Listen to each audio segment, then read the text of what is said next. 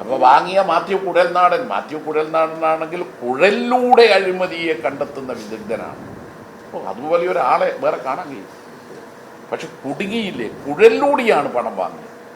അതുകൊണ്ട് ആ മാത്യു കുഴൽനാടൻ പോലും വാങ്ങിയ പാർട്ടിയുടെ നേതാക്കൾ CPM-നെതിരായി ഇരിക്കട്ടെ എന്ന് പറഞ്ഞിട്ട് തട്ടിവിടുകയാണ്. അതിനെ ഒരു മോഹനെ കണ്ടെത്തിയിരിക്കുകയാണ്. ഏതായി മോഹൻ എന്ന് അദ്ദേഹം തന്നെ കണ്ടെത്തട്ടെ. ആദരം തികച്ചും വാസ്തവ വിരുദ്ധമാണെന്ന് തെളിഞ്ഞിട്ട് ചോദ്യം ചോദിക്കുക. തങ്കമണി അദ്ദേഹത്തിന്റെ വീടാണ്, എനക്കൊക്കെ നേരിട്ട് അറിയുന്നതാണ് ഈ CV വർഗീസ്.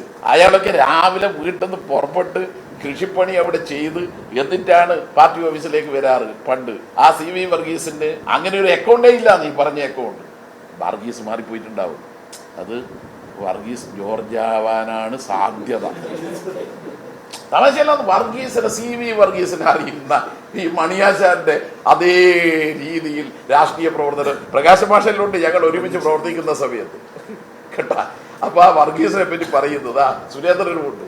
അപ്പോ വർഗീസിനെ പറ്റി പറഞ്ഞ നാട്ടുകാർ വിശ്വസിക്കൂല. അതുകൊണ്ടാണ് അതിന്റെ എല്ലാ ബാങ്കിൽ പോയല്ലോ, അതറിഞ്ഞിട്ടില്ലേ? കോൺഗ്രസ്സുകാർ ബാങ്കിൽ പോയി, സെക്രട്ടറി എല്ലാ അക്കൗണ്ടും പരിശോധിച്ചു നോക്കി. CV വർഗീസ് ഇന്ന അഡ്രസ്സുകാരന് ഇവിടെ അക്കൗണ്ട് തീർന്നു.